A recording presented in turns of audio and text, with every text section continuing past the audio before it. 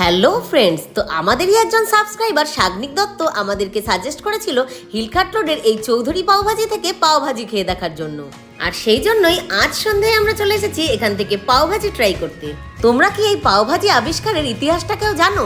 প্রায় 150 বছর আগে মহারাষ্ট্রের ফ্যাক্টরি ওয়ার্কার্সদের পেট ভরানোর একটি স্ন্যাক্স হিসাবে এই পাওভাজির আবিষ্কার হয়, আর তারপরেই ধীরে ধীরে এটা একটা জনপ্রিয় স্ট্রিট ফুড হয়ে ওঠে। তবে শিলিগুড়িতে এই চৌধুরী পাওভাজির একটা আলাদাই পপুলারিটি রয়েছে। কিন্তু এখানে খেতে গিয়ে আমি যা দেখলাম, এখানের প্রত্যেকটা জিনিসে ইউজ করা হয় লটস অফ বাটার। তাই তোমরা যারা বাটার লাভার রয়েছো তাদের জন্য কিন্তু এই জায়গাটা হেভেন। আর এই বাটারের সাথে ধনেপাতা আর পাওভাজির মশলা মিলে যেই সুন্দর গন্ধটা বেরিয়েছে, তাতে কিন্তু ক্যাপচার করতে করতেই আমার প্রায় জিভে জল চলে এসেছে। তো চলো এবার টেস্ট করে নেওয়া যাক।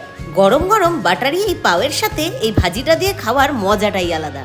এখানে এক প্লেট পাওভাজির দাম 80 টাকা। যথেষ্ট এক্সপেন্সিভ হলেও এখানকার টেস্টকে কিন্তু কেউ বিট করতে পারবে না।